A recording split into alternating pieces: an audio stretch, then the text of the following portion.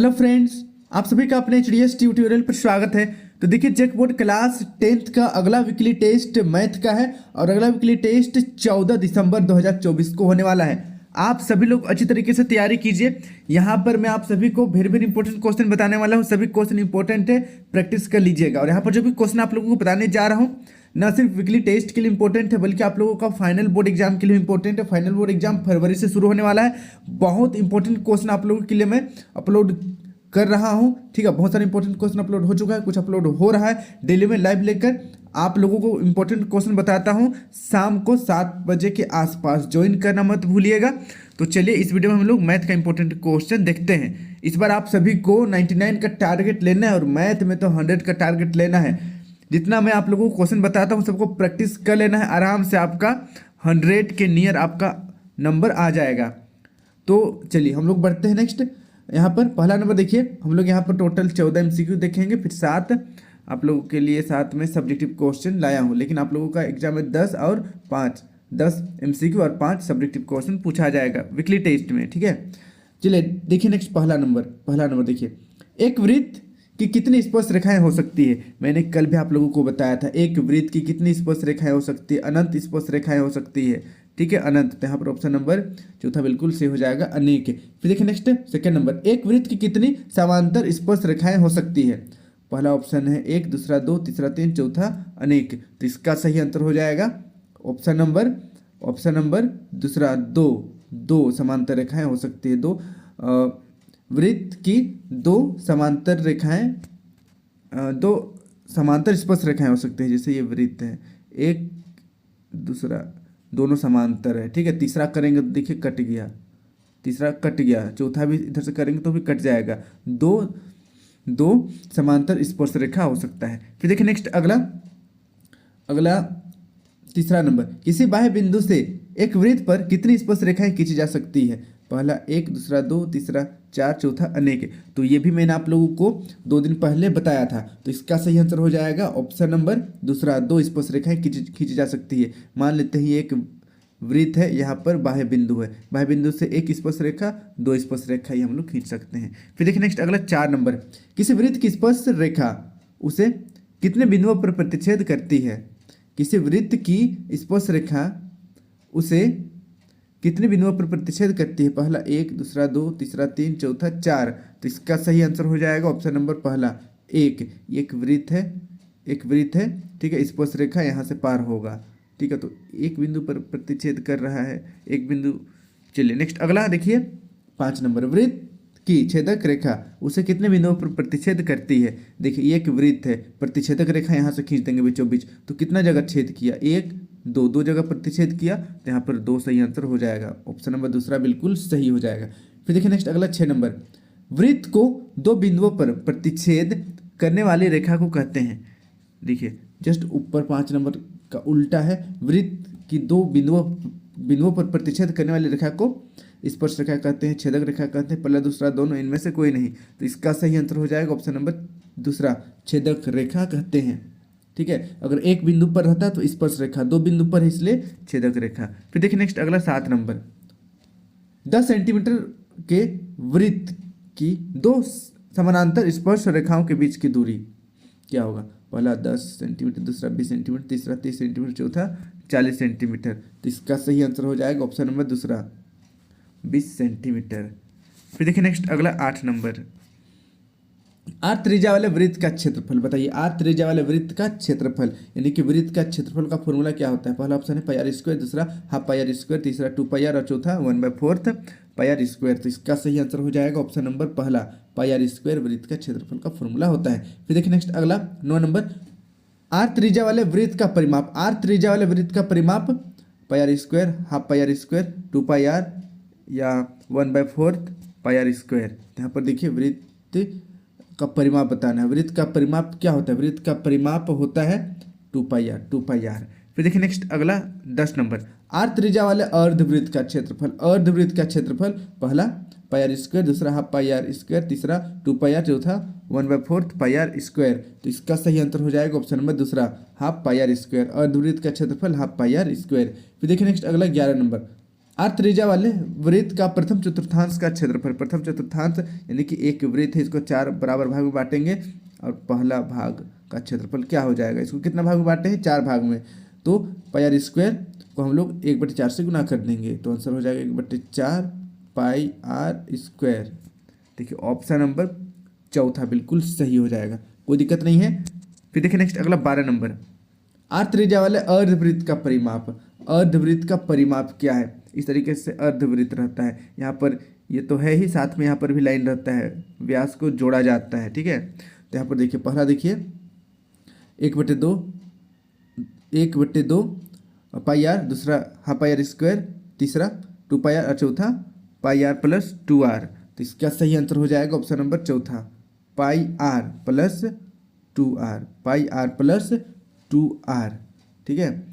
देखिए इसको समझिए, यहाँ पर सबसे पहले वृत्त का, नॉर्मल वृत्त का परिमाप क्या होता है 2 पाई आर, अर्धवृत्त का परिमाप यहाँ पर बट्टे 2 हो जाएगा, ठीक है। लेकिन इस तरीके से यहाँ पर व्यास भी रहता है, तो व्यास को हम लोग 2r बोल सकते हैं, तो यहाँ पर प्लस 2r लिख सकते हैं, 2 कट जाएगा, हमारे पास बचेगा pi r plus 2r, pi r plus 2r, option number चौथा। फिर देखिए नेक्स्ट अगला 13 नंबर, आर त्रिज्या वाले वृत्त के चतुर्थांश का परिमाप, चतुर्थांश का परिमाप क्या होता है, पहला देखिए half pi r plus 2r, दूसरा हाफ पाई आर स्क्वायर, तीसरा 2 पाई आर, चौथा पाई आर प्लस 2r। तो इसका सही आंसर हो जाएगा ऑप्शन नंबर पहला, half pi r plus 2r, कोई दिक्कत नहीं है। फिर देखिए नेक्स्ट अगला 14 नंबर, यदि r बराबर 7 सेंटीमीटर तो अर्धवृत्त का परिमाप, अर्धवृत्त का परिमाप, अर्धवृत्त का परिमाप यहाँ पर फॉर्मूला दिया हुआ है, इस पर बस वैल्यू पुट करना है। जल्दी से कमेंट कीजिए क्या आंसर होगा, 36 सेंटीमीटर या 49 सेंटीमीटर या 54 सेंटीमीटर या 77 सेंटीमीटर, फटाफट कमेंट कीजिए। फटाफट कमेंट कीजिए 14 नंबर, ठीक है। तो चलिए 14 नंबर में आप पर छोड़ दे रहा हूँ, आप लोगों को कमेंट करना बताना क्या सही आंसर होगा। अर्धवृत्त का परिमाप यहाँ पर 36 सेंटीमीटर होगा या 49 होगा, 54 होगा या 77 होगा, जल्दी से कमेंट कीजिए। इसको आप लोग सॉल्व कर लीजिएगा, इजी है, ठीक है। ये वाला फॉर्मूला में बस वैल्यू पुट करना है, अर्ध परिमाप, अर्ध क्षेत्रफल मतलब अर्धवृत्त का परिमाप, अर्धवृत्त का परिमाप वाला फॉर्मूला में बस वैल्यू पुट करना है, आंसर आ जाएगा। अब बढ़ते हैं नेक्स्ट हम लोग कुछ सब्जेक्टिव क्वेश्चन की ओर। देखिए सब्जेक्टिव पहला देखते हैं हम लोग, 5 सेंटीमीटर त्रिज्या वाले एक वृत्त के बिंदु P पर स्पर्श रेखा PQ केंद्र O से जाने वाली एक रेखा से बिंदु Q पर इस प्रकार मिलती है कि OQ बराबर 12 सेंटीमीटर, तो यहाँ पर PQ की लंबाई बताना है, PQ की लंबाई बताना है। यहाँ पर देखिए इस तरीके से एक वृत्त है और यहाँ पर एक त्रिभुज का निर्माण हो रहा है और यहाँ पर देखिए ये 12 सेंटीमीटर है और इधर है 5 सेंटीमीटर, तो यहाँ पर हम लोगों को PQ का लंबाई बताना है। यहाँ पर हम लोग पाइथागोरस प्रमेय अप्लाई करेंगे, यहाँ पर 90 डिग्री है, ठीक है। यहाँ पर कितना डिग्री का एंगल है, 90 डिग्री का एंगल है, तो हम लोग पाइथागोरस थ्योरम अप्लाई करेंगे। देखिए PQ बराबर हो जाएगा √OQ² माइनस OP स्क्वायर, ठीक है। इसको इस तरीके से इसका जो फॉर्मूला है वो हिंदी में आप लोग बोल सकते हैं, आधार बराबर √कर्ण स्क्वायर माइनस लंब स्क्वायर, इस तरीके से, ठीक है। अब वैल्यू पुट करेंगे, इसको सॉल्व कर देंगे तो √119 सेंटीमीटर आ जाएगा, √119 सेंटीमीटर आंसर हो जाएगा। फिर देखिए नेक्स्ट अगला सेकेंड नंबर का क्वेश्चन देखिए, 5 सेंटीमीटर त्रिज्या वाले एक वृत्त के बाह्य बिंदु P पर स्पर्श रेखा PQ केंद्र O से जाने वाली एक रेखा से बिंदु Q पर इस प्रकार मिलते हैं कि OQ बराबर 13 सेंटीमीटर, PQ की लंबाई क्या होगी, सेम टू सेम यहाँ पर भी करना है, ठीक है। देखिए PQ बराबर √OQ² minus OP square, OQ का वैल्यू 13 हो जाएगा तो 13 स्क्वायर, OP का वैल्यू देखिए OP का वैल्यू 5 है तो 5 का स्क्वायर, 13 का स्क्वायर 169 और यहाँ पर 5 का स्क्वायर 25 हो जाएगा, माइनस कर देंगे तो 144 बचेगा, √144 का वैल्यू 12 होता है तो 12 सेंटीमीटर इसका आंसर हो जाएगा, ठीक है। अब बढ़ते हैं नेक्स्ट अगला क्वेश्चन की ओर। तीसरा नंबर देखिए, 14 सेंटीमीटर त्रिज्या वाले अर्धवृत्त का क्षेत्रफल ज्ञात कीजिए। 14 सेंटीमीटर त्रिज्या वाले अर्धवृत्त का क्षेत्रफल, तो अर्धवृत्त का क्षेत्रफल क्या होता है, आप लोगों को फॉर्मूला पता होना चाहिए। देखिए यहाँ पर दिया हुआ है r बराबर 14 सेंटीमीटर, तो यहाँ पर अर्धवृत्त का क्षेत्रफल बराबर होता है half pi r square. Half pi r square formula लिख लेना है। अगर इधर जोड़ घटाव गुना भाग में गलती से गलती हो जाता है, अगर आप फॉर्मूला सही सही लिखे हैं तो आधा नंबर आपको आराम से मिल जाएगा। मान कर चलिए अगर ये 2 नंबर का रहता, बस फॉर्मूला लिख आप छोड़ दिए हैं तो 1 नंबर आपको आराम से मिल जाएगा। स्टेप मार्किंग इसी को कहते हैं, ठीक है। स्टेप मार्किंग के माध्यम से आपको फॉर्मूला लिखने से भी आधा नंबर मिल जाता है। चलिए यहाँ पर देखिए 1/2 के लिए 1/2 लिख देंगे, पाई का वैल्यू 22/7, आर का वैल्यू यहाँ पर 14 है तो आर स्क्वायर इसलिए 14 गुना 14 लिख देंगे। इसको पूरा सॉल्व कर देंगे हम लोग, ठीक है। यहाँ पर 7 दूना 14 कट जाएगा, 2 और 2 कट जाएगा, 22 और 14 बचेगा। 22 और 14 गुना कर देंगे तो 308 सेंटीमीटर स्क्वायर आंसर आ जाएगा, ठीक है। फिर देखिए नेक्स्ट अगला 4 नंबर, 7 सेंटीमीटर त्रिज्या वाले अर्धवृत्त का परिमाप ज्ञात कीजिए। 7 सेंटीमीटर त्रिज्या वाले अर्धवृत्त का परिमाप, अर्धवृत्त का परिमाप का फॉर्मूला क्या होता है, पाई आर प्लस 2r, ठीक है। तो यहाँ पर देखिए r बराबर 7 सेंटीमीटर दिया हुआ है, अर्धवृत्त का परिमाप पाई आर प्लस 2r, इसको याद कर लीजिएगा। फॉर्मूला सब इंपॉर्टेंट है, याद कर लेना है। वैल्यू पुट करेंगे, यहाँ पर देखिए पाई का वैल्यू 22/7, आर का वैल्यू 7 है, जोड़ के लिए जोड़ लगा देंगे, फिर 2r यानी कि 2 का वैल्यू 2 लिखेंगे और r का वैल्यू यहाँ पर देखिए कितना है, 7 है, यहाँ पर 7 दिया हुआ है। अब इसको सॉल्व कर देंगे हम लोग, 7 और 7 कट जाएगा, ठीक है। 22 बचेगा, 22 लिख देंगे, 7 दूना 14 हो जाएगा। 22 और 14 को गुना करेंगे तो, अच्छा 22 और 14 को गुना नहीं जोड़ेंगे, यहाँ पर देखिए यहाँ पर जोड़ है, ठीक है, यहाँ पर जोड़ है। यहाँ पर देखिए 7 7 ये तो कट जाएगा, उसके बाद 22 को यहाँ पर लिखेंगे, फिर ये वाला जोड़ को यहाँ पर लगा देंगे, उसके बाद ये वाला 7 और 2 को गुना कर देंगे तो 7 दूना 14। तो यहाँ पर हम लोग 22 और 14 को जोड़ देंगे तो 36 हमारा आंसर आ जाएगा, 36 सेंटीमीटर, ठीक है। इसको भी आप लोग प्रैक्टिस कर लीजिएगा। अब बढ़ते हैं नेक्स्ट अगला 5 नंबर की ओर। देखिए एक वृत्त का क्षेत्रफल 49 पाई सेंटीमीटर स्क्वायर है, वृत्त की त्रिज्या क्या होगा। तो वृत्त का क्षेत्रफल बराबर देखिए दिया हुआ है 49 पाई सेंटीमीटर स्क्वायर, तो फॉर्मूला होता है पाई आर स्क्वायर। वृत्त का क्षेत्रफल का फॉर्मूला होता है पाई आर स्क्वायर बराबर 49 पाई। अब यहाँ पर देखिए पाई पाई कट जाएगा, बचेगा आर स्क्वायर बराबर 49। अब स्क्वायर को बराबर के दूसरे साइड ले जाएंगे, स्क्वायर को बराबर के दूसरे साइड लेते हैं तो रूट बन जाता है, तो यहाँ पर रूट 49 हो जाएगा। रूट 49 का वैल्यू 7, तो आर बराबर 7 सेंटीमीटर आंसर हो गया है। कोई दिक्कत नहीं है, इसको 2-3 बार प्रैक्टिस कीजिएगा, इंपॉर्टेंट क्वेश्चन है, फाइनल बोर्ड एग्जाम में भी आ सकता है। फिर देखिए नेक्स्ट अगला 6 नंबर, 2 संकेंद्रीय वृत्तों की त्रिज्याएं 5 सेंटीमीटर और 3 सेंटीमीटर है। बड़े वृत्त की उस जीवा की लंबाई ज्ञात करें जो छोटे वृत्त को स्पर्श करती है। यानी कि यहाँ पर हम लोगों को ए बी निकालना है।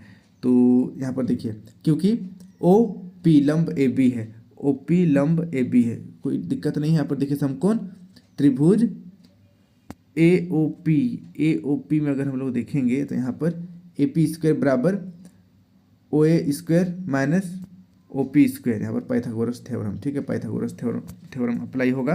अब वैल्यू पुट करेंगे ओ पी, यहाँ पर पहले ओ पी निकालेंगे क्योंकि जितना ओ पी रहेगा उतना ही पी बी भी रहेगा, ठीक है। और दोनों को जोड़ देंगे तो हमारा ए बी मिल जाएगा आसानी से। देखिए यहाँ पर ए पी स्क्वायर बराबर ओ ए का वैल्यू 5 है, ओ पी का वैल्यू 3 है, दोनों का स्क्वायर कर देंगे, 5 का स्क्वायर माइनस 3 का स्क्वायर, तो 5 × 5 = 25 का स्क्वायर माइनस 3 × 3 = 9 का स्क्वायर हो जाएगा। दोनों को माइनस कर देंगे तो 16 बचेगा, ठीक है। और यहाँ पर देखिए ये जो रूट, ये वाला जो स्क्वायर है इधर आकर रूट हो जाएगा, तो रूट 16 हो जाएगा। रूट 16 का वैल्यू 4, यानी कि ए पी बराबर 4। यहाँ देखिए जीवा की लंबाई ए बी बराबर 2AP, ए बी बराबर 2AP। अब यहाँ पर 2 गुना ए पी का वैल्यू 4 निकाल रहे हैं, गुना कर देंगे, 4 दूना 8 हो जाएगा, तो ए बी बराबर 8 सेंटीमीटर आंसर हो जाएगा। इसको भी आप लोग प्रैक्टिस कर लीजिएगा। फिर देखिए नेक्स्ट अगला 7 नंबर देखिए 6 सेंटीमीटर त्रिज्या वाले एक वृत्त के एक त्रिज्याखंड का क्षेत्रफल ज्ञात करें जिसका कोण 60 डिग्री है। देखिए यहाँ पर आर बराबर 6 सेंटीमीटर है, थीटा बराबर 60 डिग्री दिया गया है, ठीक है। तो यहाँ पर देखिए त्रिज्याखंड का क्षेत्रफल का फॉर्मूला होता है पाई स्क्वायर थीटा बटे 360, पाई आर स्क्वायर थीटा बटे 360। वैल्यू पुट करेंगे, पाई के लिए 22/7, आर स्क्वायर यानी कि 6 का स्क्वायर, थीटा यानी कि 60 डिग्री दिया हुआ है, बटे 360 को हम लोग लिख देंगे। अब इसको पूरा सॉल्व करेंगे तो हमारे पास आ जाएगा 132/7। 132/7 को सॉल्व करेंगे तो 18.8 सेंटीमीटर स्क्वायर आंसर आ जाएगा। तो इसका आप लोग प्रैक्टिस कर लीजिएगा। यहाँ पर जो भी है सब्जेक्टिव क्वेश्चन भी इंपॉर्टेंट है और ऑब्जेक्टिव क्वेश्चन भी इंपॉर्टेंट है, सबको अच्छी तरीके से प्रैक्टिस कर लीजिएगा। वीकली टेस्ट के लिए भी इंपॉर्टेंट है और फाइनल बोर्ड एग्जाम के लिए भी इंपॉर्टेंट है। अपने सभी दोस्तों के साथ वीडियो को शेयर कर दीजिएगा। और आप लोगों के लिए मैं वेरी इंपॉर्टेंट क्वेश्चन अपलोड कर रहा हूँ, सभी को देखिए जिससे कि आपका फाइनल बोर्ड एग्जाम में ज़्यादा नंबर आ सके, ठीक है। डिस्क्रिप्शन में आप सभी के लिए मैं लिंक डाल दूंगा। बोर्ड एग्जाम 2025 का इंपॉर्टेंट क्वेश्चन सबका जाकर जरूर चेकआउट कीजिएगा। आज के लिए इतना ही। Thank you for watching video. जय हिंद, जय भारत।